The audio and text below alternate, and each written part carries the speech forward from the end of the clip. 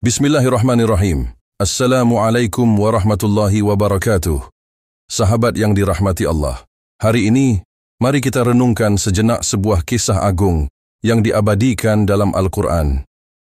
Sebuah kisah yang bukan sekadar sejarah tetapi pelajaran hidup tentang kesabaran, keikhlasan dan kekuatan iman. Inilah kisah Nabi Yusuf alaihissalam. Allah menyebutnya sebagai Ahsan al-Qasas, kisah terbaik. Pada suatu malam yang tenang di dalam rumah seorang nabi mulia bernama Ya'qub alaihissalam, seorang anak lelaki kecil yang penuh kelembutan dan cahaya menghampiri ayahnya. Wajahnya bersinar, matanya berbinar, dan langkahnya membawa harapan. Anak itu adalah Yusuf, anak dari Ya'qub, cucu dari Ishak, cicit dari Ibrahim, keturunan para nabi. Yusuf kecil datang dengan sebuah rahasia besar di hatinya, sebuah mimpi yang akan mengubah arah hidupnya dan menjadi petunjuk bagi masa depannya. Ketika Yusuf berkata kepada ayahnya, "Wahai ayahku, sesungguhnya aku bermimpi melihat 11 bintang, matahari dan bulan. Kulihat semuanya sujud kepadaku." Quran Surah Yusuf ayat 4. Dalam mimpi itu, Yusuf melihat 11 bintang, matahari dan bulan sujud kepadanya. Ia belum tahu apa maknanya, tapi ia tahu, ini bukan mimpi biasa. Ia bukan sekadar bunga tidur. Ini adalah wahyu awal, tanda bahwa Allah telah memilihnya. Menurut tafsir Ibnu Katsir, mimpi para nabi adalah wahyu. Maka mimpi Yusuf adalah isyarat kenabian dan keagungan masa depan. 11 bintang itu mewakili saudara-saudaranya. Matahari melambangkan ayahnya, Ya'qub. Bulan melambangkan ibunya. Ibnu Jarir Ats-Tsabari menambahkan bahwa sujud dalam mimpi ini tidak menunjukkan ibadah, tetapi penghormatan dan pengakuan akan kedudukan tinggi Yusuf kelak. Dan yang lebih ajaib, seluruh mimpi ini akan menjadi kenyataan di akhir kisah. Ya'qub, seorang nabi yang bijak dan peka, mendengarkan dengan mata berkaca-kaca. Ia tahu ini bukan sekadar mimpi anak-anak. Ini adalah wahyu, dan putranya telah dipilih oleh Allah. Namun ia juga tahu, kenabian adalah amanah yang berat. Dan tidak semua orang sanggup menerima bahwa ada yang lebih dicintai, lebih mulia dan lebih dekat kepada Allah. Dia, Ya'qub, berkata, "Wahai anakku, janganlah kamu menceritakan mimpimu kepada saudara-saudaramu, karena mereka akan membuat makar untuk mencelakakanmu. Sesungguhnya setan adalah musuh yang nyata bagi manusia." Quran Surah Yusuf ayat 5. Ya'qub memberi nasihat dengan kelembutan seorang ayah, tapi juga dengan kewaspadaan seorang nabi. Ia tahu, cemburu adalah api yang bisa membakar hubungan darah, dan setan akan meniupkan bisikan di dalam hati yang lemah. Imam Al-Baghawi menjelaskan bahwa ayat ini adalah dalil bahwa mimpi tidak boleh sembarangan diceritakan, terutama jika mengandung kebaikan atau keistimewaan, karena akan menimbulkan hasad pada orang lain. Setan, kata Imam Ar-Razi, memang tidak memiliki kekuasaan langsung atas manusia, tapi ia bisa meniupkan api cemburu dan iri, terutama dalam hati yang belum disucikan. Bahkan dalam keluarga Nabi, bisa terjadi fitnah jika tidak dijaga.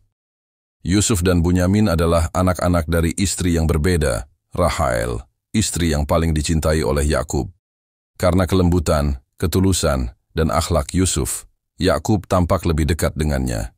Ini membuat saudara-saudaranya merasa iri dan terluka. Sungguh, Yusuf dan saudaranya, Bunyamin, lebih dicintai oleh ayah kita daripada kita, padahal kita ini satu kelompok yang lebih banyak dan lebih kuat. Sesungguhnya ayah kita benar-benar dalam kekeliruan yang nyata. Quran Surah Yusuf ayat 8. Cemburu adalah racun yang tak terlihat, dan ketika hati dikuasai oleh cemburu, maka pikiran menjadi gelap, kasih sayang menjadi benci, dan saudara kandung pun dianggap musuh. Maka muncullah bisikan-bisikan jahat. Bunuhlah Yusuf, atau buanglah dia ke suatu tempat yang jauh, agar perhatian ayahmu tertuju kepada kalian. Setelah itu, kalian menjadi orang-orang yang syaleh. Quran Surah Yusuf, ayat 9. Sungguh aneh, mereka berniat dosa demi mendapatkan cinta ayah, lalu berniat bertaubat setelah membunuh saudara sendiri. Disinilah terlihat betapa hasad mampu menyesatkan logika dan membutakan hati. Bayangkan malam itu, 2, 3, mungkin 5 orang berkumpul dalam bisikan. Mereka bersekongkol, berdiskusi, lalu memutuskan untuk menghilangkan Yusuf. Mungkin mereka menatap langit yang sama dengan Yusuf, tapi hatinya telah terbalik, dari cinta menjadi kebencian. Namun ada satu di antara mereka yang masih memiliki sedikit cahaya iman. Salah seorang di antara mereka berkata, "Janganlah kamu membunuh Yusuf, tetapi masukkanlah dia ke dalam sumur. Nanti akan diambil oleh beberapa musafir, jika kalian hendak berbuat sesuatu terhadapnya." Quran Surah Yusuf ayat 10. Dalam tafsir Al-Qurtubi, sebagian ulama menyebutkan bahwa ini adalah Yahudza, Yehuda, saudara Yusuf yang paling lembut hatinya. Ia tidak ingin Yusuf mati, meskipun tak sanggup menghentikan makar mereka seluruhnya. Mereka mengira akan menghancurkan Yusuf, tapi justru dengan memasukkannya ke dalam sumur, mereka sedang menjalankan skenario Allah Subhanahu wa Ta'ala. Dari sumur itu, Yusuf akan berjalan ke rumah bangsawan, ke istana, ke penjara, lalu ke takhta kekuasaan. Rencana jahat manusia tidak pernah bisa mengalahkan rencana Allah. Dan Allah berkuasa terhadap urusannya, tetapi kebanyakan manusia tidak mengetahuinya. Quran Surah Yusuf ayat 21. Mimpi Yusuf adalah isyarat, cemburu saudara-saudaranya adalah rintangan, tapi semuanya adalah bagian dari takdir Allah. Setiap kita mungkin memiliki mimpi, cita-cita, harapan, atau doa yang tersembunyi, tapi mimpi tidak akan sampai kecuali kita mampu melewati sumur, fitnah, dan penantian. Seperti Yusuf, kadang kita harus dilepaskan dari tangan manusia agar disambut langsung oleh takdir ilahi. Malam itu, langit Madian penuh bintang. Yusuf kecil mungkin tidur dengan harapan besar setelah mimpinya. Tapi ia belum tahu bahwa di antara saudara-saudaranya api hasad telah menyala. Mereka merencanakan kejatuhan Yusuf, padahal Allah sedang merancang kebangkitannya. Dalam hidup, tidak semua yang mencintaimu akan jujur. Tidak semua keluargamu akan mendukungmu. Tapi jangan takut, selama Allah bersamamu, sumur pun bisa menjadi awal kejayaan. Setelah rencana matang disusun, pagi yang hangat datang menyinari rumah kenabian. Anak-anak Yakub yang penuh tipu daya menghampiri ayah mereka dengan raut wajah yang tampak penuh kasih sayang dan kepedulian. Namun, di balik tutur kata mereka, tersembunyi makar yang busuk. Mereka berkata, "Wahai ayah kami, mengapa engkau tidak mempercayakan Yusuf kepada kami? Sesungguhnya kami adalah orang-orang yang menginginkan kebaikan baginya." Quran Surah Yusuf ayat 11. Kata-kata manis disusun rapi. Mereka mengaku ingin membawa Yusuf bermain, menggembirakan hatinya agar ia bisa tumbuh seperti mereka, kuat, cekatan, dan mengenal dunia luar. Tapi sebetulnya mereka ingin menjauhkan Yusuf dari perlindungan ayahnya. "Biarkan dia pergi bersama kami besok pagi, agar dia bersenang-senang dan bermain-main, dan sesungguhnya kami akan menjaganya dengan baik." Quran Surah Yusuf ayat 12. Mereka tampil sebagai penjaga yang bertanggung jawab. Namun Nabi Yakub yang dipenuhi firasat tidak bisa menyingkirkan kegelisahan dari dadanya. Kalimat mereka membuatnya resah. Maka dengan jujur ia sampaikan kegelisahan itu. "Sesungguhnya aku sangat bersedih jika kalian membawanya pergi, dan aku khawatir ia akan dimakan oleh serigala ketika kalian lengah darinya." Quran Surah Yusuf ayat 13. Ayah mana yang tak cemas ketika anak yang paling lembut dan belum mengerti kerasnya dunia ingin dibawa jauh dari pandangannya? Namun muslihat anak-anaknya telah disiapkan. Bahkan mereka menjadikan kekhawatiran Yakub sebagai tameng bagi kebohongan mereka sendiri.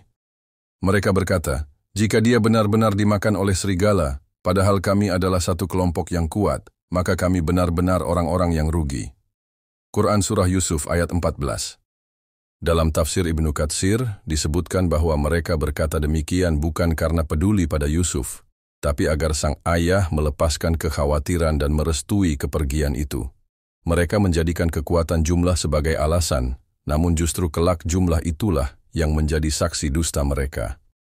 Yusuf kecil pun ikut bersama kakak-kakaknya ke padang.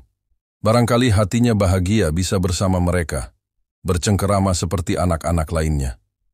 Tapi ia tidak tahu bahwa hari itu adalah awal dari penderitaan panjang yang Allah rancang untuk memuliakannya.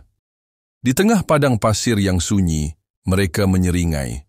Tak ada ayah yang mengawasi, tak ada pelindung, Maka dengan hati yang gelap oleh cemburu, mereka menyeret Yusuf kecil.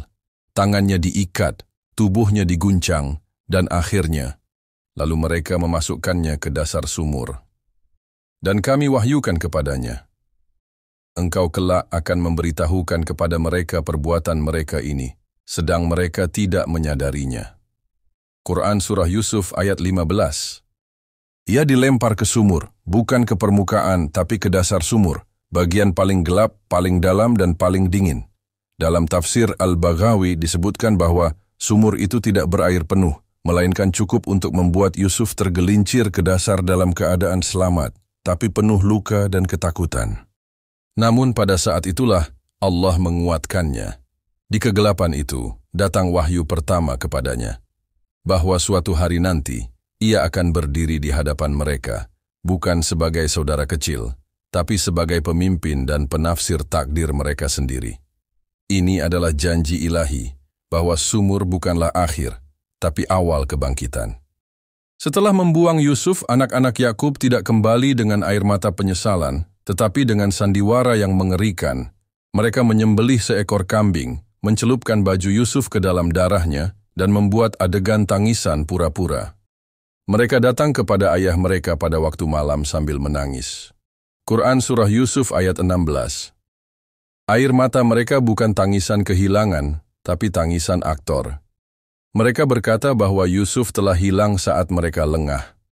Padahal ia tak pernah jauh dari niat jahat mereka. Mereka berkata, wahai ayah kami, sesungguhnya kami pergi berlomba-lomba, dan kami tinggalkan Yusuf di dekat barang-barang kami, lalu dia dimakan oleh serigala. Dan engkau sekali-kali tidak akan percaya kepada kami, walaupun kami berkata benar. Quran Surah Yusuf ayat 17.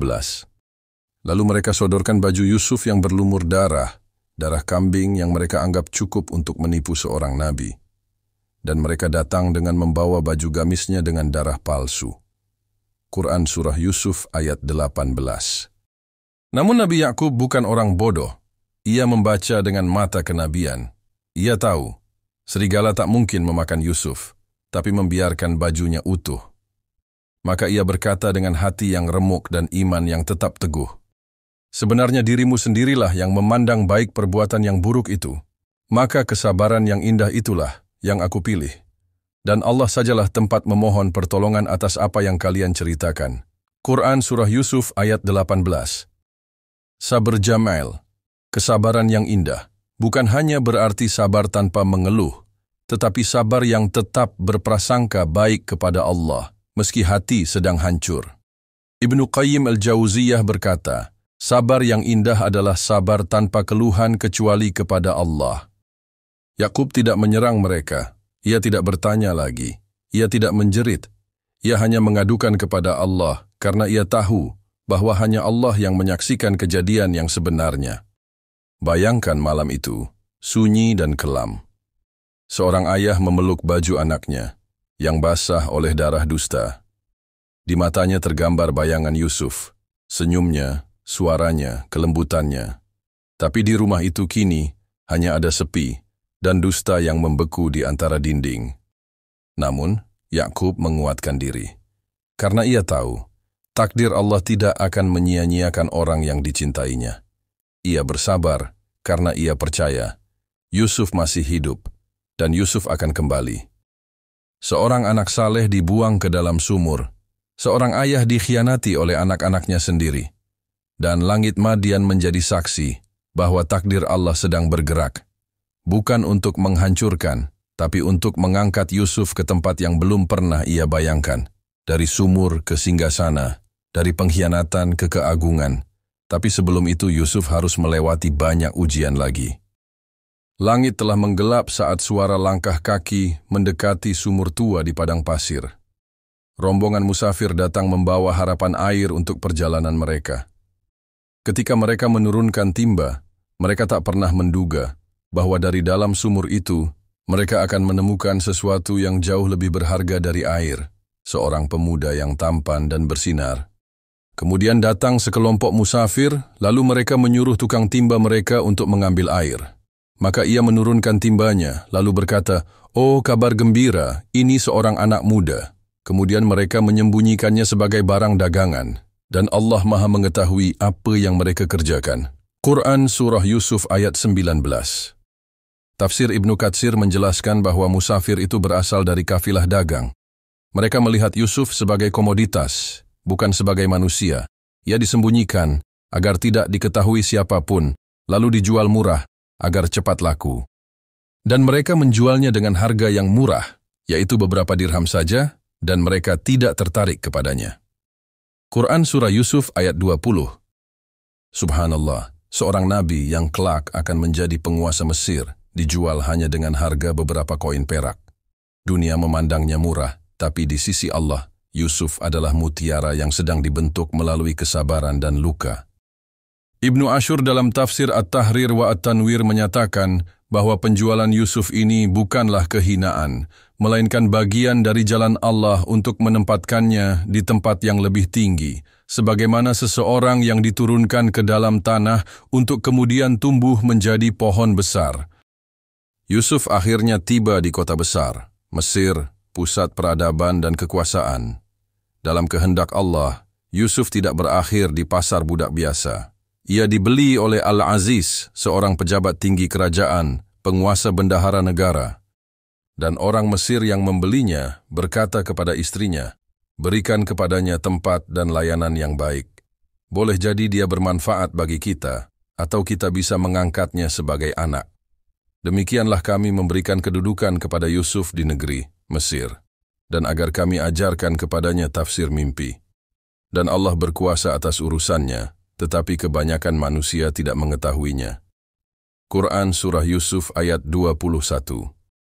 Sungguh luar biasa bagaimana Allah mengatur langkah Yusuf. Dari rumah Yakub ke dalam sumur, lalu ke pasar budak, dan kini ke rumah istana. Tidak ada yang sia-sia dari setiap fase itu. Allah sedang membentuk jiwa seorang pemimpin melalui luka, keterasingan, dan kesabaran. Tafsir Jalalain menyebut bahwa kedatangan Yusuf ke rumah Al-Aziz adalah langkah awal bagi Allah untuk menempatkannya di negeri asing ini, agar kelak bisa menyelamatkan umat dari kelaparan dan krisis. Semua telah tertulis dalam kitab takdirnya. Waktu berlalu. Yusuf tumbuh menjadi pemuda dewasa yang sempurna, tampan luar biasa, dan akhlaknya memukau. Ia tidak tumbuh sebagai pemuda istana yang manja, meski ia hidup di lingkungan para pelayan dan kemewahan. Ia tetap menjaga kehormatan dan iman yang diwariskan dari ayahnya, Nabi Yakub. Dan ketika Yusuf telah dewasa, kami berikan kepadanya hikmah dan ilmu. Demikianlah kami membalas orang-orang yang berbuat baik. Quran Surah Yusuf ayat 22. Ibnu Katsir menyatakan bahwa Yusuf tumbuh dengan keindahan fisik dan batin. Allah memberinya hikmah, yakni kemampuan memahami rahasia kehidupan dan mimpi, serta ilmu, yaitu pengetahuan syariat dan kenabian. Semua itu adalah balasan atas sabar dan takwanya. Mujahid berkata bahwa wajah Yusuf begitu tampan, hingga tidak ada satupun manusia yang melihatnya kecuali mereka takjub dan diam memandang. Tapi Yusuf tidak pernah menggunakan ketampanannya untuk mencari kesenangan duniawi. Ia memelihara dirinya dari fitnah, menjaga hati agar tetap bersih di tengah gelombang nafsu yang mengelilinginya. Namun, ujian sesungguhnya belum tiba. Sebab kemuliaan tidak datang hanya dengan sabar dan diam, tapi dengan kemampuan menolak dosa di saat sangat memungkinkan untuk melakukannya. Istri Al-Aziz, yang disebut dalam sebagian riwayat bernama Zulaikha, mulai memandang Yusuf bukan sebagai pelayan, tetapi sebagai laki-laki yang memikat hatinya. Setan pun menyalakan api syahwat dalam dirinya. Maka dimulailah godaan paling berat dalam hidup Yusuf. Dan wanita, Zulaikha, yang tinggal di rumahnya menggoda Yusuf agar ia mau menundukkan dirinya kepadanya, dan ia menutup pintu-pintu, seraya berkata, "Marilah ke sini." Yusuf berkata, "Aku berlindung kepada Allah. Sesungguhnya Tuanku, Al-Aziz, telah memperlakukanku dengan baik. Sesungguhnya orang-orang zalim tidak akan beruntung." Quran Surah Yusuf ayat 23. Bayangkan, pintu-pintu telah dikunci, tidak ada orang lain. Yusuf muda sedang sendiri. Wajahnya rupawan. Zulaikha bukan wanita biasa. Ia wanita istana, cantik dan penuh pesona. Namun Yusuf tidak menyerah pada keadaan. Ia memilih Allah. Ia memilih kehormatan. Ibnu Katsir menulis bahwa kalimat Yusuf, "Aku berlindung kepada Allah," adalah bukti bahwa iman dapat menjadi benteng terkuat, bahkan di saat hasrat sedang membakar. Ia tidak hanya menolak, tetapi juga menyebut kebaikan tuannya. "Sungguh, dia telah berbuat baik padaku." Yusuf tidak hanya takut kepada Allah, ia juga setia kepada amanah. Inilah ciri sejati pemimpin, takut kepada Tuhan dan setia pada kepercayaan orang lain. Godaan itu begitu kuat, hingga Al-Quran mengakui bahwa Yusuf sempat merasa tertarik dalam batas wajar sebagai manusia, tetapi pertolongan Allah datang tepat waktu. Dan sungguh, wanita itu telah bermaksud terhadap Yusuf, dan Yusuf pun bermaksud kepadanya, seandainya ia tidak melihat tanda dari Tuhannya. Demikianlah, agar kami memalingkan darinya keburukan dan kekejian. Sesungguhnya dia termasuk hamba-hamba kami yang terpilih. Quran Surah Yusuf ayat 24. Imam Al-Qurtubi menjelaskan bahwa tanda dari Tuhannya adalah penglihatan batin tentang akibat dari maksiat. Allah perlihatkan kepadanya kebenaran dan akibat buruk jika ia mengikuti hawa nafsu. Yusuf adalah manusia, bukan malaikat. Tapi iman dan rasa takut kepada Allah menyelamatkannya dari jebakan paling berbahaya dalam hidup. Itulah sebabnya Allah menyebutnya sebagai hamba-hamba kami yang terpilih, karena tidak semua orang bisa melewati ujian semacam ini. Yusuf menjalani fase penting hidupnya, dari budak asing di negeri orang, menjadi pemuda istana yang digoda fitnah besar. Tapi ia tetap bersinar, bukan karena wajahnya, tapi karena imannya. Setiap kepedihan dalam hidupnya justru mengantarkannya semakin dekat kepada rencana Allah Subhanahu wa Ta'ala yang lebih agung. Yusuf kini berada dalam pusaran ujian besar, dan ujian itu belum selesai. Setelah Yusuf menolak ajakan istri Al-Aziz, perempuan itu merasa harga dirinya terluka. Maka ketika suaminya pulang, ia membalikkan fakta dan menuduh Yusuf yang menggoda dirinya. Sebuah kezaliman besar sedang dirancang, padahal Yusuf tak bersalah. Namun Allah tidak membiarkan hambanya dipersalahkan begitu saja. Sebuah bukti datang dari lisan seorang bayi atau saksi dari keluarga mereka, sebagai pertolongan ilahi. Jika bajunya koyak di bagian depan, maka perempuan itu benar, dan dia, Yusuf, termasuk orang-orang yang berdusta. Dan jika bajunya koyak di bagian belakang, maka perempuan itulah yang berdusta, dan dia, Yusuf, termasuk orang-orang yang benar. Quran Surah Yusuf ayat 26-27.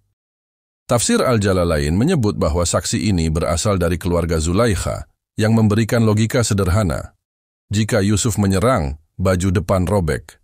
Tapi jika dia lari dan digapai dari belakang, maka baju belakang yang robek. Ketika suaminya melihat bukti itu, maka ketika suaminya melihat bajunya koyak di bagian belakang, dia berkata, "Sesungguhnya ini adalah tipu daya kalian, kaum wanita. Sesungguhnya tipu daya kalian sangatlah besar." Quran Surah Yusuf ayat 28. Al-Aziz tahu Yusuf tidak bersalah, tapi demi menjaga kehormatan keluarganya dan untuk menghindari skandal, ia memilih jalan tengah, meminta Yusuf melupakan kejadian itu dan menegur istrinya agar tidak mengulanginya. Namun kisah ini tidak berhenti di rumah, fitnah mulai menyebar. Kabar tentang godaan istri Al-Aziz kepada pelayannya menyebar cepat di kalangan wanita bangsawan Mesir. Mereka mencibir, menertawakan, bahkan menganggap istri Al-Aziz telah jatuh terlalu dalam. Dan wanita-wanita di kota berkata, "Istri Al-Aziz menggoda bujangnya untuk menundukkan dirinya. Cintanya sungguh sangat mendalam. Sungguh kami memandangnya dalam kesesatan yang nyata." Quran Surah Yusuf ayat 30. Zulaikha yang merasa malu dan terhina, berniat membuktikan bahwa dirinya bukan satu-satunya yang bisa jatuh cinta pada Yusuf.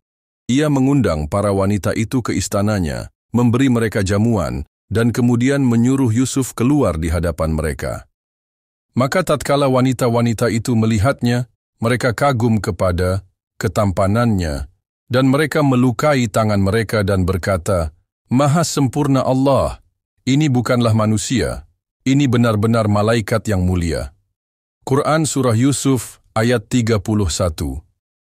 Ibnu Katsir menyebut bahwa Yusuf begitu tampan hingga mereka lupa diri. Pisau yang dipegang justru menyayat tangan mereka sendiri dan mereka tidak merasa sakit karena terlalu terpesona.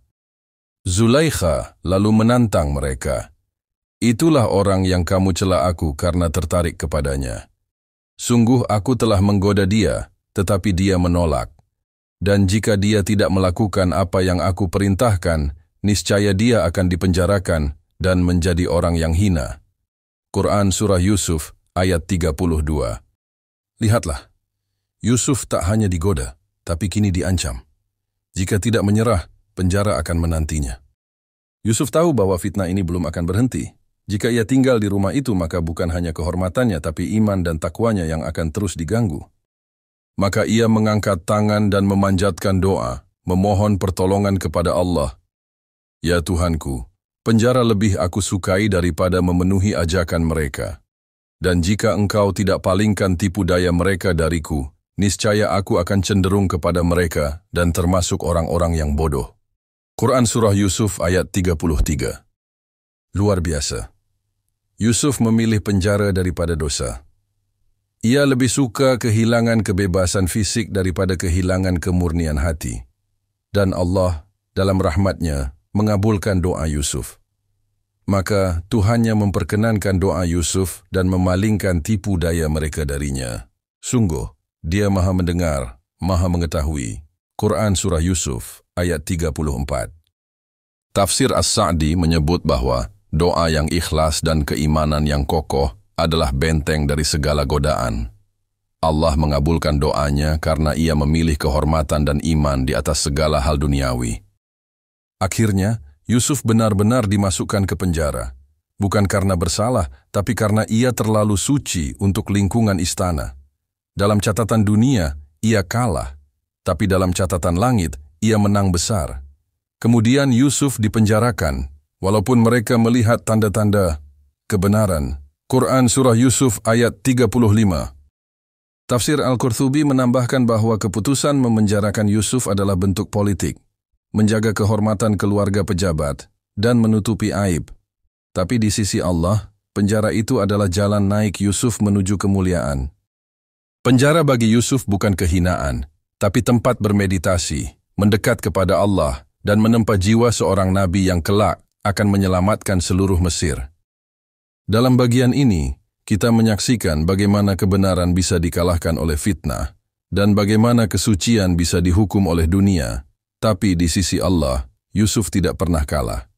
Ia ditahan oleh manusia, tapi dibebaskan oleh iman. Ia diisolasi di penjara, tapi hatinya bersama Tuhan yang tak pernah meninggalkannya.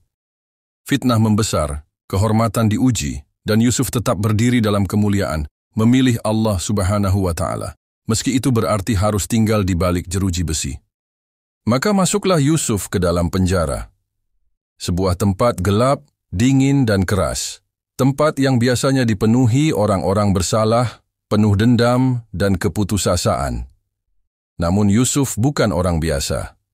Ia membawa cahaya iman, ketenangan jiwa, dan hikmah dari Allah Subhanahu wa Ta'ala. Di tengah tempat yang suram itu, Yusuf menjadi pelita, menyinari orang-orang yang terjerat dosa dan kelamnya masa lalu. Di penjara itulah kepribadian Yusuf yang lembut, adil, dan penuh hikmah mulai dikenal.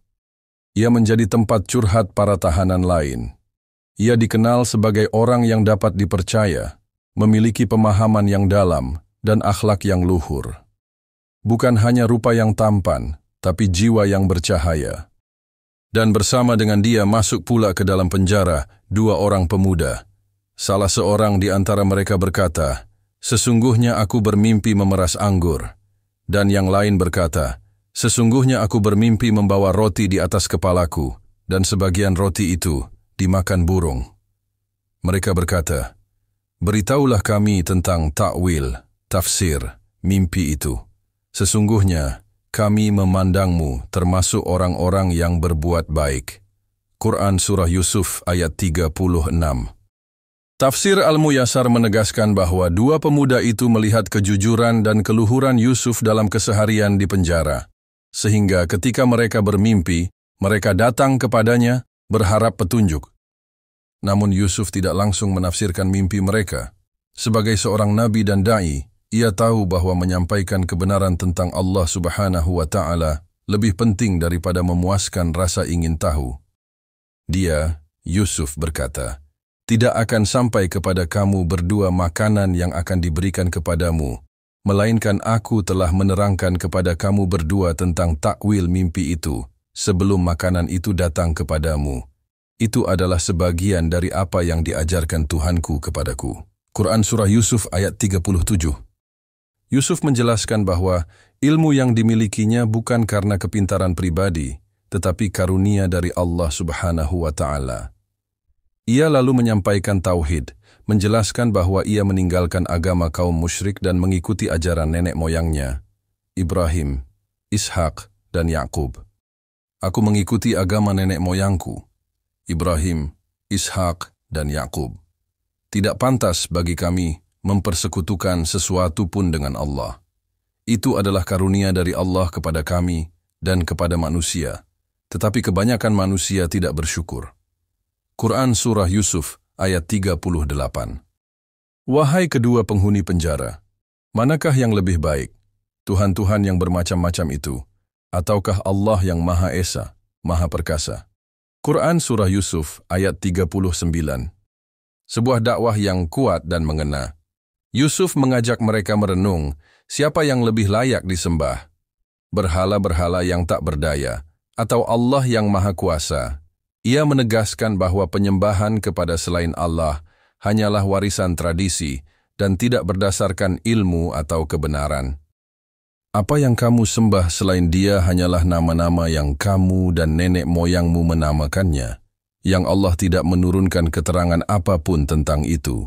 Keputusan itu hanyalah milik Allah. Dia memerintahkan agar kamu tidak menyembah selain Dia. Itulah agama yang lurus, tetapi kebanyakan manusia tidak mengetahui. Quran Surah Yusuf ayat 40. Dalam satu momen singkat, Yusuf berdakwah tentang tauhid, risalah kenabian, dan kekeliruan penyembahan selain Allah. Luar biasa, di balik jeruji penjara, ia menunaikan tugas para nabi dengan sepenuh jiwa. Setelah menyampaikan dakwahnya, barulah Yusuf menjelaskan makna mimpi dua orang tersebut. "Wahai kedua penghuni penjara, salah seorang dari kamu akan bertugas menyediakan minuman untuk tuannya, raja, sedangkan yang seorang lagi akan disalib, lalu burung akan memakan sebagian dari kepalanya. Telah diputuskan perkara yang kamu berdua tanyakan itu." Quran Surah Yusuf ayat 41. Ibnu Katsir dalam tafsirnya menjelaskan bahwa pemuda yang bermimpi memeras anggur akan bebas dan kembali bekerja sebagai pelayan raja. Sedangkan yang membawa roti dan dimakan burung akan dihukum mati dan tubuhnya menjadi santapan burung. Tafsir mimpi yang mendalam ini bukan sekadar ramalan. Ini wahyu, ilham dari Allah kepada Yusuf. Bukan saja akurat, tapi penuh makna. Sebelum pemuda yang bebas itu keluar dari penjara, Yusuf memintanya agar menyampaikan keadaannya kepada raja, dan Yusuf berkata kepada orang yang dia duga akan selamat di antara mereka berdua, "Sebutkan aku kepada tuanmu, raja." Maka setan menjadikan dia lupa menyebutkannya kepada tuannya, karena itu Yusuf tetap dalam penjara beberapa tahun lamanya. Quran Surah Yusuf ayat 42. Tafsir At-Tabari dan Al-Baghawi menjelaskan bahwa Yusuf meminta bantuan agar kasusnya dibuka kembali, bukan karena lemah iman, tapi karena ingin mendapatkan keadilan. Namun, pemuda itu lupa karena digelincirkan oleh setan. Maka Yusuf pun harus sabar tinggal lebih lama dalam penjara. Beberapa ulama berpendapat bahwa ini adalah ujian bagi Yusuf, bahwa sebesar apapun harapan kepada manusia, tetaplah Allah Subhanahu wa Ta'ala tempat bergantung yang sejati. Di dalam penjara, Yusuf tetap menjadi Yusuf, nabi, da'i, pembawa cahaya, dan hamba Allah yang sabar. Ia mengubah penjara menjadi tempat dakwah, tempat pelajaran iman, dan ladang amal. Dari sini, jalan menuju takdir agung Yusuf mulai terbuka. Mimpi yang dulu ia alami, perlahan mulai menemukan jalannya. Tapi Allah belum mengangkat tirai penuh kemenangan itu, karena kesabaran Yusuf masih akan diuji. Beberapa tahun telah berlalu sejak Yusuf tetap berada dalam penjara. Di luar, dunia berjalan tanpa tahu bahwa salah satu manusia termulia sedang tersembunyi dalam kegelapan penjara. Tapi waktu Allah Subhanahu wa Ta'ala adalah waktu terbaik. Dan kini, tanda-tanda takdir mulai muncul. Suatu malam, sang Raja Mesir bermimpi. Mimpi yang aneh, ganjil, dan mengusik pikirannya. Dan Raja berkata, "Sesungguhnya aku bermimpi melihat 7 ekor sapi gemuk yang dimakan oleh 7 ekor sapi kurus, dan 7 tangkai gandum yang hijau dan 7 lainnya yang kering. Wahai para pembesar, jelaskanlah kepadaku tentang mimpiku itu, jika kamu dapat menakwilkan mimpi." Quran Surah Yusuf ayat 43. Raja, seorang penguasa besar, bingung, takut, dan gelisah. Ia memanggil para ahli nujumnya, penasihat, orang-orang pandai takwil dan mimpi di kerajaannya. Tapi tak ada yang mampu memberi tafsir yang masuk akal. Mereka menjawab, "Itu adalah mimpi-mimpi yang kosong, dan kami tidak tahu menakwilkan mimpi seperti itu." Quran Surah Yusuf, ayat 44. Tafsir mimpi bukan sembarang ilmu. Banyak yang mengaku bisa, tapi tidak semua dikaruniai kemampuan memahami rahasia mimpi secara benar. Allah lah yang memberi ilmu ini kepada hambanya yang Dia kehendaki. Saat itu, pemuda yang dulu pernah satu sel dengan Yusuf, yang kini telah kembali bekerja melayani raja, teringat. Ia tiba-tiba mengingat lelaki mulia dari penjara yang pernah menakwilkan mimpinya dengan sangat akurat. Dan berkatalah orang yang selamat di antara mereka berdua dan teringat kepada Yusuf, "Sesudah beberapa waktu, aku akan memberitahukan kepadamu tentang orang yang dapat menakwilkannya, maka utuslah aku kepadanya." Quran Surah Yusuf ayat 45. Seketika ia bergegas, pergi ke penjara, ke tempat Yusuf yang telah lama terkurung, untuk meminta bantuannya. Dia berkata, "Yusuf, wahai orang yang sangat dipercaya, jelaskanlah kepada kami, tafsir, tentang 7 ekor sapi gemuk yang dimakan oleh 7 ekor sapi kurus, 7 tangkai gandum hijau dan 7 lainnya yang kering, agar aku kembali kepada orang-orang itu supaya mereka mengetahui tafsirmu." Quran Surah Yusuf ayat 46. Lihatlah, bahkan dalam keterasingan dan keterkungkungan, Yusuf masih dipanggil dengan gelar Al-Shiddiq, orang yang sangat jujur dan terpercaya. Sebuah bukti bahwa kemuliaan akhlak akan selalu terjaga, meski tubuh terkunci. Dengan tenang dan mantap, Yusuf menafsirkan mimpi raja itu. Bukan sekadar tafsir biasa, ini adalah strategi pertanian, ekonomi, dan kebijakan pangan yang menyelamatkan negeri. Perhatikan firman Allah. Dia, Yusuf berkata, "Kamu akan bercocok tanam selama 7 tahun berturut-turut. Maka biarkanlah apa yang kamu tuai tetap berada pada tangkainya, kecuali sedikit untuk kamu makan." Quran Surah Yusuf ayat 47. Yusuf memerintahkan agar hasil panen disimpan dengan cermat selama masa subur itu, hanya sedikit saja yang dikonsumsi. Kemudian setelah itu akan datang 7 tahun yang sangat sulit, yang akan menghabiskan apa yang kamu simpan untuk menghadapinya. Tahun-tahun sulit, kecuali sedikit dari yang kamu simpan. Quran Surah Yusuf ayat 48. Kemudian setelah itu akan datang 1 tahun di mana orang-orang diberi hujan dan mereka memeras anggur dan minyak. Quran Surah Yusuf ayat 49. Subhanallah, ini bukan sekadar tafsir mimpi. Ini adalah wahyu kebijakan ekonomi strategis. Yusuf bukan hanya memahami mimpi, tapi juga memahami dunia. Allah mengajarkannya tidak hanya agama, tapi juga solusi bagi umat manusia. Ibnu Katsir menjelaskan bahwa ini adalah tanda kemuliaan Yusuf. Ia tidak hanya menyelamatkan individu, tapi seluruh negeri. Inilah saat awal Allah menampakkan hikmah besar dari mimpi masa kecil Yusuf dulu. Ketika tafsir Yusuf disampaikan kepada raja, sang raja langsung takjub. Ia tahu, orang yang menakwilkan mimpi ini bukan manusia biasa. Maka raja pun langsung memerintahkan, Dan raja berkata, "Bawalah dia Yusuf kepadaku." Quran Surah Yusuf ayat 50. Namun Yusuf, dalam kemuliaan dan kehormatannya, menolak keluar dari penjara dengan tergesa-gesa. Ia tidak mau keluar dalam keadaan nama baiknya masih buram. Ia ingin keadilan ditegakkan, maka ia berkata. Tetapi ketika utusan itu datang kepada Yusuf, dia berkata, "Kembalilah kepada tuanmu dan tanyakan kepadanya bagaimana keadaan wanita-wanita yang melukai tangan mereka. Sesungguhnya Tuhanku maha mengetahui tipu daya mereka." Quran Surah Yusuf ayat 50. Yusuf ingin membersihkan namanya terlebih dahulu, agar seluruh negeri tahu bahwa ia dipenjara bukan karena bersalah, tapi karena difitnah. Ini adalah bentuk izzah, kemuliaan diri, yang luar biasa dari seorang nabi. Raja pun memanggil para wanita yang terlibat dalam fitnah dulu. Mereka ditanya tentang Yusuf. Maka mereka semua bersaksi dengan jujur. Wanita-wanita itu berkata, "Maha sempurna Allah. Kami tidak mengetahui sesuatu keburukan pun darinya." Quran Surah Yusuf ayat 51. Lalu istri Al-Aziz yang dulu merayu Yusuf, akhirnya mengaku sendiri. Istri Al-Aziz berkata, "Sekarang teranglah kebenaran itu. Akulah yang menggoda dia, dan sesungguhnya dia termasuk orang yang benar." Quran Surah Yusuf ayat 51. Air langit pun turun. Nama Yusuf dibersihkan. Fitnah menjadi rahmat. Dan inilah awal kebangkitan Yusuf, dari penjara menuju istana, dari kehinaan menuju kemuliaan. Inilah momen penting dalam perjalanan hidup Nabi Yusuf. Dari dalam penjara, Allah mulai menampakkan sinar kejayaan. Mimpi raja menjadi wasilah, jalan yang Allah gunakan untuk memperlihatkan keistimewaan Yusuf kepada dunia. Kesabaran, kejujuran, dan keimanan Yusuf kini mulai membuahkan hasil.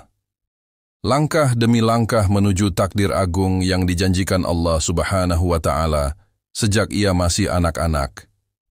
Mimpi tentang matahari, bulan, dan bintang-bintang yang bersujud padanya perlahan menjadi nyata. Setelah nama Yusuf dibersihkan dari semua tuduhan, tibalah saatnya untuk memulai babak baru. Sang raja ingin bertemu langsung dengan lelaki luar biasa ini. Ia tak hanya tertarik pada kemampuannya menakwilkan mimpi, tapi juga pada hikmah, akhlak, dan keteguhan jiwanya. Dan raja berkata, "Bawalah dia kepadaku. Aku akan menjadikannya orang kepercayaanku." Maka ketika Yusuf telah berbicara dengannya, raja berkata, "Sesungguhnya kamu, mulai hari ini menjadi seorang yang berkedudukan tinggi lagi dipercaya di sisiku." Quran Surah Yusuf ayat 54. Perhatikan betapa kekuatan Yusuf bukan pada kekuasaan, melainkan pada kata-kata yang membawa cahaya. Saat berbicara dengan raja, ia memukau bukan karena gaya bicara, tapi karena hikmah dan kebijaksanaan yang mengalir dari hati yang dipenuhi cahaya ilahi. Ibnu Katsir dalam tafsir Al-Quran Al-Azhim menyebutkan bahwa raja sangat kagum pada kedalaman ilmu dan ketenangan Yusuf. Ia menyadari, ini bukan orang biasa, ini adalah manusia pilihan Allah. Namun Yusuf tak hanya ingin jabatan, ia ingin menjadi solusi bagi rakyat Mesir. Maka ia menawarkan diri bukan untuk kekuasaan, melainkan untuk mengurus sumber daya yang akan menentukan nasib jutaan orang. Dia, Yusuf, berkata, "Jadikanlah aku bendaharawan negara, Mesir. Sesungguhnya aku adalah orang yang pandai menjaga dan berpengetahuan." Quran Surah Yusuf ayat 55. Permintaan Yusuf ini bukan karena ambisi pribadi. Imam Al-Qurtubi menegaskan dalam tafsirnya bahwa ini adalah bentuk ijtihad seorang nabi yang tahu bahwa dirinya mampu memberi manfaat besar bagi rakyat. Ia memilih jabatan yang sangat penting, mengatur perbendaharaan negeri dan logistik pertanian. Karena ia tahu bahwa masa krisis akan datang, dan jika tidak ditangani dengan tepat, bencana kelaparan bisa menghancurkan Mesir dan negeri-negeri sekitarnya. Yusuf berkata, "Sesungguhnya aku adalah orang yang sangat menjaga dan memiliki ilmu." Ada dua kualitas utama pemimpin sejati, yaitu, yang pertama, hafiz, amanah, tidak berkhianat. Yang kedua, alim, berilmu, memahami apa yang dilakukan, memiliki kompetensi. Dan benar, dengan izin Allah Yusuf pun diangkat menjadi penguasa bendahara kerajaan, pengatur logistik, penasihat utama raja. Kini ia berpindah dari kegelapan penjara ke cahaya istana. Dan demikianlah kami berikan kedudukan kepada Yusuf di negeri itu, Mesir. Ia dapat tinggal di mana saja yang ia kehendaki. Kami limpahkan rahmat kami kepada siapa yang kami kehendaki, dan kami tidak menyia-nyiakan pahala orang-orang yang berbuat baik. Quran Surah Yusuf ayat 56. Inilah janji Allah yang mulai terwujud. Yusuf yang dulu dibuang ke sumur, dijual sebagai budak, difitnah, dan dipenjara kini duduk di singgasana kemuliaan.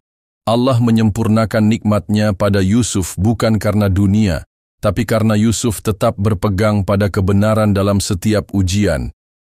Dan sungguh pahala akhirat itu lebih baik bagi orang-orang yang beriman dan bertakwa. Quran Surah Yusuf ayat 57. Peristiwa ini memberi pelajaran besar tentang kepemimpinan. Yusuf menunjukkan bahwa kepemimpinan bukan soal ambisi, tapi soal kesiapan dan kemampuan. Pemimpin sejati adalah yang memikul amanah demi kemaslahatan rakyat. Ilmu dan kejujuran adalah dua sayap yang membuat seseorang layak memimpin. Ibnu Katsir dalam tafsirnya menyebutkan bahwa pengangkatan Yusuf ini adalah bentuk pemuliaan Allah terhadap orang-orang yang sabar. Dari titik nadir kehinaan, Allah angkat hambanya hingga ke puncak kemuliaan. Yusuf tidak berubah setelah berkuasa. Ia tetap rendah hati, tetap mengingat Allah, dan tetap berjuang untuk kebaikan umat manusia. Ini adalah bagian penting dari kisah Yusuf, sebuah titik balik besar. Dari tawanan menjadi pemimpin, dari hina menjadi mulia. Tapi yang luar biasa adalah, kemuliaan Yusuf bukan datang karena ia mencari dunia, tapi karena ia mencari ridha Allah. Inilah teladan sejati. Kepemimpinan Yusuf bukan untuk membanggakan diri, tapi untuk mengelola negeri, menyelamatkan rakyat, dan menegakkan keadilan. Sebagaimana yang telah ditakwilkan Yusuf, Mesir mengalami 7 tahun masa subur yang luar biasa. Tanah-tanah pertanian menghasilkan panen berlimpah, Sungai Nil mengalir tenang, dan rakyat hidup makmur. Namun Yusuf tidak lalai. Ia mengatur strategi besar, menyimpan hasil panen dalam lumbung-lumbung raksasa, memperkirakan kebutuhan bertahun-tahun ke depan, dan melarang rakyat menghambur-hamburkan hasil tani. Setelah itu, tibalah masa paceklik. 7 tahun yang penuh ujian. Tanah-tanah menjadi kering, sungai menyusut. Negeri-negeri sekitar pun menderita kelaparan. Tapi Mesir tetap tenang. Mengapa? Karena seorang pemimpin yang dipenuhi wahyu telah mengatur semuanya dengan bijak. Kemudian datang setelah itu 7 tahun yang sangat sulit, yang menghabiskan apa yang kamu simpan untuk menghadapi masa sulit itu, kecuali sedikit dari benih gandum yang kamu simpan untuk ditanam. Quran Surah Yusuf ayat 48. Ibnu Katsir menjelaskan dalam tafsirnya bahwa masa paceklik ini tidak hanya menimpa Mesir, tapi seluruh wilayah sekitarnya, termasuk negeri asal keluarga Nabi Yakub di tanah Kan'an, Palestina. Maka tak heran jika saudara-saudara Yusuf pun akhirnya datang ke Mesir mencari bahan makanan. Ketika rasa lapar menyiksa dan persediaan habis, 10 saudara Yusuf tanpa Bunyamin, adik kandung Yusuf, berangkat menuju Mesir. Mereka tahu bahwa satu-satunya tempat yang masih menyediakan bahan makanan hanyalah negeri yang kini dipimpin oleh Yusuf, yang mereka dulu buang ke sumur, yang mereka anggap telah mati. Dan saudara-saudara Yusuf datang, lalu mereka menghadapnya, maka Yusuf mengenali mereka, sedang mereka tidak mengenalinya. Quran Surah Yusuf ayat 58. Bayangkan suasana batin Yusuf ketika melihat wajah-wajah yang pernah menorehkan luka begitu dalam hidupnya. Wajah-wajah yang penuh rasa cemas, letih, dan lapar. Tapi Yusuf menahan diri. Ia tidak membalas, tidak menghardik, tidak menghina. Ia menyambut mereka dengan hangat. Imam Al-Qurtubi menyebut bahwa Yusuf menyambut mereka dengan sikap terhormat, bahkan memberikan makanan dan menyusun rencana untuk menyatukan kembali keluarganya. Ia tahu, waktunya belum tiba untuk memperkenalkan dirinya. Yusuf memberi mereka makanan sesuai jumlah yang dibawa, tapi ia meminta satu hal. Bawalah kepadaku saudaramu yang seayah dengan kalian, yaitu Bunyamin. Tidakkah kalian melihat bahwa aku memberikan takaran yang sempurna, dan aku adalah sebaik-baik penerima tamu? Quran Surah Yusuf, ayat 59.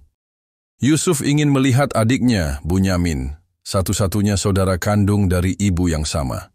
Maka ia membuat skenario agar mereka membawanya dalam kunjungan berikutnya. Ia juga diam-diam menyuruh pembantunya untuk menyimpan kembali barang-barang perak mereka ke dalam karung agar mereka tidak punya alasan untuk tidak kembali. Dan Yusuf berkata kepada bujang-bujangnya, "Masukkanlah barang-barang mereka ke dalam karung-karung mereka, supaya apabila mereka kembali kepada keluarganya mereka mengenalinya, dan mudah-mudahan mereka kembali." Quran Surah Yusuf ayat 62. Imam Ats-Tsabari menafsirkan bahwa tindakan Yusuf ini menunjukkan kejeniusannya dalam membina ikatan dan menjalin kembali hubungan yang hancur. Ia tak membalas kejahatan dengan kejahatan, melainkan dengan kasih sayang dan strategi penuh hikmah. Setibanya mereka di rumah, mereka pun menceritakan kemuliaan dan kebaikan penguasa Mesir itu. Tapi untuk bisa kembali mengambil jatah makanan berikutnya, mereka harus membawa Bunyamin. Namun ayah mereka, Nabi Yakub alaihissalam, khawatir. Ia sudah kehilangan Yusuf bertahun-tahun sebelumnya. Dan kini mereka ingin membawa satu-satunya putra yang tersisa dari istri yang sama.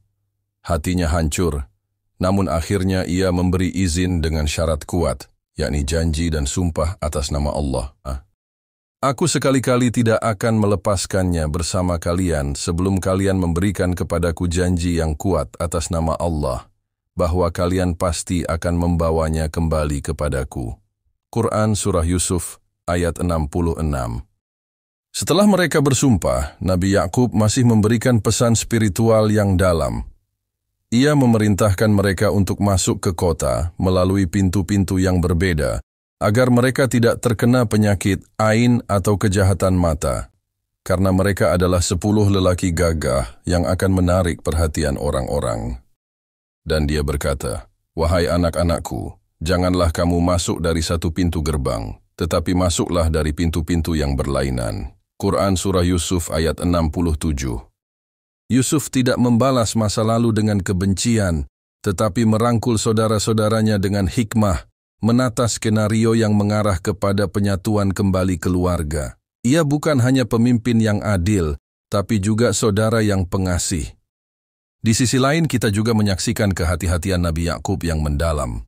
Ia bukan hanya ayah tapi juga seorang nabi yang mendidik anak-anaknya untuk waspada, berserah kepada Allah, dan tetap menjaga keikhlasan meski hati terasa perih. Saat musim paceklik masih melanda, saudara-saudara Yusuf datang kembali ke Mesir untuk mengambil jatah makanan. Kali ini, mereka membawa Bunyamin sebagaimana yang diminta oleh Yusuf sebelumnya. Hati mereka masih dibayangi rasa bersalah akan Yusuf, tetapi mereka tidak menyadari bahwa penguasa Mesir yang mereka temui adalah Yusuf sendiri. Yusuf telah menantikan momen ini. Ketika mereka datang dan berhadapan dengannya, ia memperlakukan mereka dengan hormat. Namun di balik senyumnya yang dalam, hatinya bergetar kuat ketika pandangannya jatuh pada wajah Bunyamin, adik kandungnya dari ibu yang sama. Sejak mereka kecil, Yusuf dan Bunyamin memiliki ikatan yang sangat dekat karena mereka berdua ditimang dari kasih sayang ibu yang sama, yang telah lama wafat. Maka tatkala mereka masuk ke tempat Yusuf, dia menempatkan saudaranya, Bunyamin, di sisi tempat duduknya. Quran Surah Yusuf ayat 69.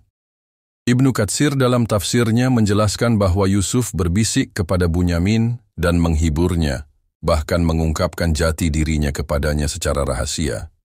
"Sesungguhnya aku adalah saudaramu, maka janganlah kamu berduka cita terhadap apa yang telah mereka lakukan." Quran Surah Yusuf ayat 69. Bayangkan suasana batin Bunyamin. Betapa terkejut, haru, dan bahagianya ia mengetahui bahwa saudara yang selama ini ia rindukan, yang dianggap telah tiada, kini hidup dan berdiri di hadapannya sebagai pemimpin Mesir. Dalam pelukan itu, dua hati yang lama terpisah bersatu kembali tanpa diketahui oleh saudara-saudara lainnya. Namun Yusuf tahu bahwa proses penyembuhan luka lama belum selesai. Ia harus menguji hati saudara-saudaranya, apakah mereka telah berubah atau masih menyimpan kebencian seperti dulu. Ia menyusun skenario yang akan menguji kesetiaan mereka kepada Bunyamin. Yusuf memerintahkan agar piala kerajaan yang berharga diselipkan ke dalam karung milik Bunyamin. Setelah rombongan itu bersiap pulang, diumumkan bahwa ada pencurian. Kemudian Yusuf menjadikan piala raja itu dalam karung saudaranya. Kemudian berserulah seorang penyeru, "Wahai kafilah, sesungguhnya kamu adalah orang-orang yang mencuri." Quran Surah Yusuf ayat 70. Tentu saja mereka terkejut. Mereka tidak menyangka dituduh mencuri. Mereka membantah keras. Mereka menjawab, "Demi Allah, sesungguhnya kamu mengetahui bahwa kami datang bukan untuk membuat kerusakan di negeri ini, dan kami bukanlah orang-orang yang mencuri." Quran Surah Yusuf ayat 73. Kemudian Yusuf bertanya, "Apa balasan bagi orang yang mencuri menurut hukum kalian?" Mereka menjawab, "Balasannya ialah, barang siapa yang dalam karungnya ditemukan, barang yang dicuri itu, maka dia sendirilah menjadi tebusannya." Quran Surah Yusuf ayat 75. Dengan kata lain, menurut adat mereka, si pencuri harus ditahan dan dijadikan budak sebagai ganti. Yusuf lalu memerintahkan agar karung-karung diperiksa. Dimulailah dari yang tertua hingga karung Bunyamin, dan disitulah ditemukan piala raja. Saudara-saudara Yusuf kini berada dalam situasi yang sangat sulit. Mereka tahu bagaimana ayah mereka sangat mencintai Bunyamin, dan mereka telah bersumpah di hadapan Yakub untuk membawanya pulang. Mereka mencoba membujuk sang penguasa Mesir agar melepaskan Bunyamin dan mengambil salah satu dari mereka sebagai gantinya. Mereka berkata, "Wahai Al-Aziz, sesungguhnya dia, Bunyamin, mempunyai ayah yang sangat tua, maka ambillah salah seorang dari kami sebagai gantinya." Quran Surah Yusuf ayat 78. Namun Yusuf menjawab tegas, "Aku berlindung kepada Allah dari menahan seseorang selain orang yang kami temukan barang kami padanya." Quran Surah Yusuf ayat 79. Ibnu Katsir menjelaskan, Yusuf tidak ingin berbohong. Ia menjalankan ujian ini bukan karena dendam, tetapi untuk mengukur apakah mereka masih tega meninggalkan saudara kandung seperti mereka dulu meninggalkannya. Saudara-saudara itu pun kini berunding. Mereka tak tega pulang ke rumah membawa kabar bahwa Bunyamin ditahan. Sang kakak tertua pun berkata, "Kembalilah kalian kepada ayah kalian, dan katakanlah, 'Wahai ayah kami, sesungguhnya anakmu telah mencuri.'" Quran Surah Yusuf ayat 81. Dan ia sendiri memilih untuk tidak pulang, karena rasa malunya atas peristiwa masa lalu ketika Yusuf hilang. Bagian ini menunjukkan kepada kita bahwa hati para saudara Yusuf telah berubah. Jika dulu mereka tega menjebloskan Yusuf ke dalam sumur demi kecemburuan, kini mereka rela berkorban demi Bunyamin. Ini adalah titik tobat dalam hati mereka. Mereka belajar dari masa lalu. Tindakan Yusuf, meski tampak keras, adalah pendidikan spiritual dan moral yang mendalam. Ia tidak membalas dengan kemarahan. Ia tidak menjerumuskan mereka seperti yang pernah mereka lakukan. Ia memberi mereka pelajaran untuk bangkit dari masa lalu dan menjadi pribadi yang baru.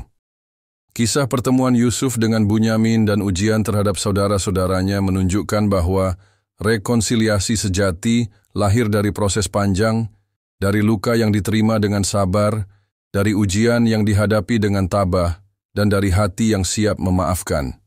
Yusuf bukan hanya memimpin Mesir, tetapi memimpin perjalanan taubat dan perubahan hati saudara-saudaranya. Setelah menyaksikan permohonan tulus saudara-saudaranya untuk melepaskan Bunyamin, dan bagaimana mereka menunjukkan penyesalan serta keprihatinan terhadap perasaan sang ayah, Yusuf tahu bahwa inilah saatnya, waktunya tiba. Rahasia yang selama ini ia simpan rapat-rapat kini harus dibuka. Ia tidak lagi mampu menahan gejolak dalam dadanya. Air matanya hampir tumpah. Getaran kasih, luka lama, dan pengampunan yang mengendap bertahun-tahun tak mampu ia pendam lebih lama. Yusuf berkata, "Apakah kamu mengetahui apa yang telah kamu perbuat terhadap Yusuf dan saudaranya ketika kamu tidak mengetahui akibat perbuatanmu?" Quran Surah Yusuf ayat 89. Suasana menjadi hening. Saudara-saudara Yusuf terkejut, mata mereka membelalak. Sejenak waktu seakan berhenti. Mereka saling menatap dalam kebingungan dan ketakutan. Apakah ini hanya tuduhan? Apakah penguasa Mesir ini tahu siapa Yusuf? Namun Yusuf segera mengakhiri kegelisahan mereka dengan sebuah kalimat yang menggetarkan. Akulah Yusuf, dan ini saudaraku, Bunyamin. Sungguh, Allah telah melimpahkan karunia-Nya kepada kami. Sesungguhnya barang siapa yang bertakwa dan bersabar, maka sesungguhnya Allah tidak menyia-nyiakan pahala orang-orang yang berbuat baik. Quran Surah Yusuf ayat 90. Bayangkan perasaan mereka saat itu. Orang yang mereka buang ke dalam sumur, orang yang mereka kira sudah tiada, kini berdiri di hadapan mereka sebagai sosok mulia dan pemimpin terhormat. Semua dosa masa lalu seketika terasa amat berat menghantam dada mereka. Mereka menundukkan kepala, tubuh mereka gemetar oleh rasa bersalah, malu, dan takut. Mereka mengakui kesalahan mereka dengan kerendahan hati yang tulus. Demi Allah, sungguh Allah telah melebihkan kamu atas kami, dan sesungguhnya kami adalah orang-orang yang bersalah. Quran Surah Yusuf ayat 91. Mereka tidak mencoba membela diri. Tidak pula mencari-cari alasan. Mereka menyerah di hadapan kebenaran. Dan saat itulah Yusuf, dengan hati penuh kasih, mengucapkan kalimat yang menunjukkan kedalaman akhlaknya. Tidak ada cercaan terhadap kamu pada hari ini. Semoga Allah mengampuni kamu, dan Dia adalah Maha Penyayang di antara para penyayang. Quran Surah Yusuf ayat 92. Ibnu Katsir menafsirkan bahwa ini adalah salah satu ayat paling agung tentang pemaafan. Yusuf tidak menegur dengan nada dendam, tidak mempermalukan mereka. Ia memilih untuk menutup luka masa lalu dengan samudera kasih dan pengampunan. Setelah pengakuan dan pengampunan itu, Yusuf memerintahkan mereka, "Pergilah kamu dengan membawa gamisku ini, lalu letakkanlah ia ke wajah ayahku. Niscaya dia akan dapat melihat kembali. Dan bawalah keluargamu semuanya kepadaku." Quran Surah Yusuf ayat 93. Mengapa Yusuf memberi gamisnya? Karena gamis itu bukan hanya pakaian, tapi lambang cinta dan kehadiran. Dulu, gamisnya yang berlumuran darah palsu diserahkan kepada Yakub sebagai tanda kehilangan. Kini, gamis penuh berkah itu menjadi tanda kembalinya harapan. Di tempat yang jauh, Yakub, sang ayah yang telah lama menderita karena kehilangan anaknya, tiba-tiba merasakan sesuatu yang aneh. Dan tatkala kafilah itu telah berangkat dari Mesir, ayah mereka berkata, "Sesungguhnya aku mencium bau Yusuf, sekiranya kamu tidak menuduhku lemah akal." Quran Surah Yusuf ayat 94. Namun orang-orang di sekitarnya tidak percaya. Mereka berkata bahwa Yakub telah tersesat dalam angan-angan. Tapi Yakub yakin, dan saat gamis itu disampaikan kepadanya dan disentuhkan ke wajahnya. Maka ketika datang pembawa kabar gembira itu, dia letakkan gamis itu ke wajahnya, maka kembalilah penglihatannya. Quran Surah Yusuf ayat 96. Mukjizat Allah berlaku, kebutaan Yakub pun sirna, bukan hanya matanya yang melihat kembali, tetapi hatinya pun kembali bersinar oleh cahaya cinta dan kerinduan yang terbalas. Yusuf memerintahkan agar seluruh keluarganya datang ke Mesir. Dan ketika mereka tiba, Yusuf menyambut mereka dengan penuh kehangatan.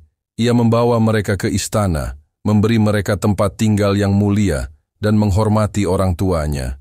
Dalam momen yang sangat mengharukan, Yusuf mengangkat kedua orang tuanya ke atas singgasana, dan seluruh saudara-saudaranya sujud kepadanya sebagai bentuk penghormatan. Dan ia menaikkan kedua ibu bapaknya ke atas singgasana. Dan mereka semuanya sujud kepadanya. Dan Yusuf berkata, "Wahai ayahku, inilah takwil mimpiku yang dahulu itu." Quran Surah Yusuf ayat 100. Mimpi yang ia alami di masa kecil, di mana 11 bintang, matahari, dan bulan sujud kepadanya, kini menjadi kenyataan. Mimpi seorang nabi bukan sekadar bunga tidur, ia adalah wahyu. Dan Allah, dengan sebaik-baik perencanaannya, telah menyusun setiap langkah hidup Yusuf menuju titik ini, kemenangan dan pengampunan. Kisah ini bukan sekadar kisah. Ia adalah pantulan dari hakikat kehidupan manusia. Kehilangan dan pertemuan, luka dan penyembuhan, kesalahan dan pengampunan. Yusuf, dengan segala ujian dan keindahan hidupnya, adalah contoh sempurna tentang iman yang tak pernah padam dan akhlak yang agung. Dengan bagian ini, lengkaplah takwil mimpi Yusuf. Dan sempurnalah pelajaran besar bagi kita, bahwa kejujuran, kesabaran, dan pemaafan akan mengantarkan siapa saja pada kejayaan yang diberkahi. Setelah melewati perjalanan hidup yang penuh liku, dari masa kecil yang diwarnai mimpi kenabian, pengkhianatan saudara-saudara, dijual sebagai budak, difitnah, dipenjara, hingga akhirnya diangkat menjadi penguasa Mesir, Nabi Yusuf tidak pernah lupa pada asal-usulnya. Meski kini ia hidup dalam kemuliaan, dihormati oleh penduduk Mesir, serta dikelilingi oleh keluarga yang telah kembali bersatu, hatinya tetap tertambat pada kampung akhirat. Ya Tuhanku, sungguh Engkau telah menganugerahkan kepadaku sebagian kerajaan dan telah mengajarkan kepadaku sebagian takwil mimpi-mimpi. Ya Tuhan, pencipta langit dan bumi, Engkaulah pelindungku di dunia dan akhirat. Wafatkanlah aku dalam keadaan Islam dan gabungkanlah aku dengan orang-orang yang saleh. Quran Surah Yusuf ayat 101. Inilah doa penuh kerendahan dari seorang nabi yang hatinya bersih dari cinta dunia. Ia tidak meminta agar hidupnya dipanjangkan. Ia tidak memohon agar terus dipertahankan dalam kemegahan Mesir. Ia justru meminta husnul khatimah, akhir yang baik, dan agar digabungkan bersama orang-orang saleh. Menurut para ahli tafsir seperti Imam Al-Qurtubi dan Ibnu Katsir, ayat ini menunjukkan kerendahan hati Nabi Yusuf di puncak kejayaan. Ia sadar bahwa kemuliaan dunia bukanlah tujuan akhir, melainkan ujian besar yang harus ditutup dengan akhir yang mulia.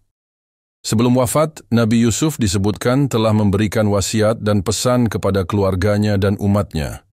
Meskipun Al-Quran tidak menyebutkan detail panjang tentang detik-detik wafatnya, namun dari riwayat para ulama disebutkan bahwa Yusuf berpesan agar anak cucu Yakub tetap berpegang kepada tauhid dan tidak mencampurkan keimanan mereka dengan kesyirikan bangsa Mesir. Ia berwasiat agar jasadnya tidak dikuburkan permanen di Mesir, karena ia mengetahui bahwa suatu saat nanti Bani Israel akan keluar dari Mesir dan kembali ke tanah leluhur mereka.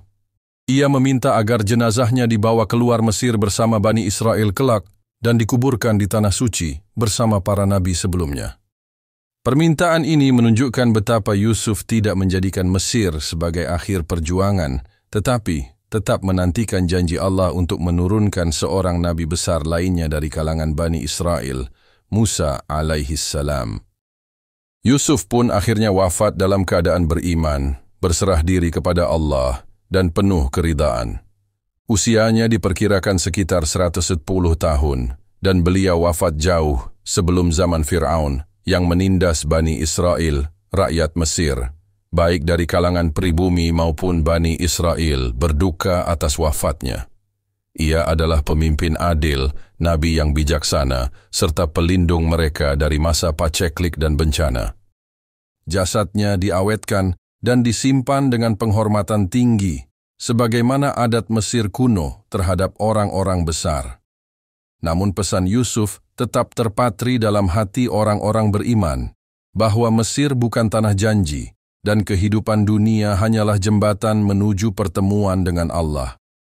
Ratusan tahun kemudian, ketika Nabi Musa memimpin Bani Israel keluar dari Mesir dalam peristiwa besar yang dikenal sebagai Eksodus, hijrah Bani Israel, Musa membawa serta peti yang berisi jasad Yusuf.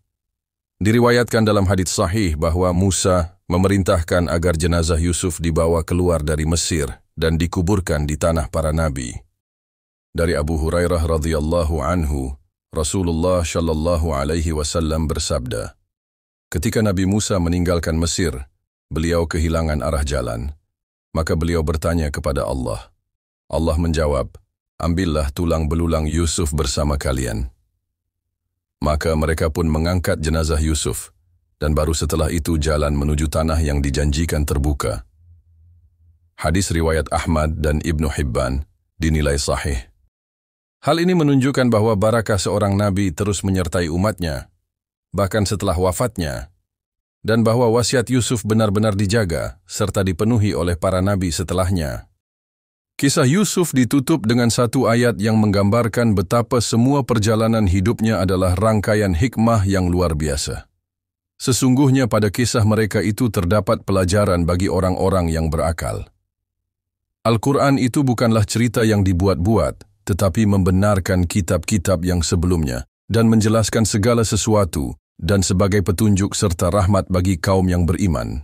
Quran Surah Yusuf 111. Ibnu Katsir dalam tafsirnya menyebutkan bahwa ayat ini adalah penegasan bahwa kisah Yusuf bukan dongeng, melainkan pelajaran kehidupan yang nyata dan menjadi bukti kenabian Muhammad sallallahu alaihi wasallam yang tidak pernah membaca Taurat atau Injil, namun mampu meriwayatkan kisah Yusuf secara detail dan benar. Kisah Yusuf adalah cermin kehidupan yang utuh. Ia mengandung semua sisi kehidupan manusia, cinta, cemburu, pengkhianatan, ujian, kesabaran, kemenangan, dan pengampunan. Namun lebih dari itu, kisah ini adalah tentang bagaimana Allah menyusun takdir dengan sempurna. Tentang bagaimana air mata hari ini adalah bagian dari pelangi esok hari. Tentang bagaimana sabar dan ikhlas bukan sekadar teori, tetapi jalan menuju cahaya. Dan Yusuf, sang nabi yang tampan rupa dan akhlak, akan terus menjadi inspirasinya para muhsinin, mereka yang ingin menjalani hidup dengan keindahan iman. Semoga kisah Nabi Yusuf alaihissalam dapat menginspirasi kita semua atas keikhlasannya dan kepemimpinan yang amanah. Sampai jumpa di video berikutnya. Assalamualaikum warahmatullahi wabarakatuh.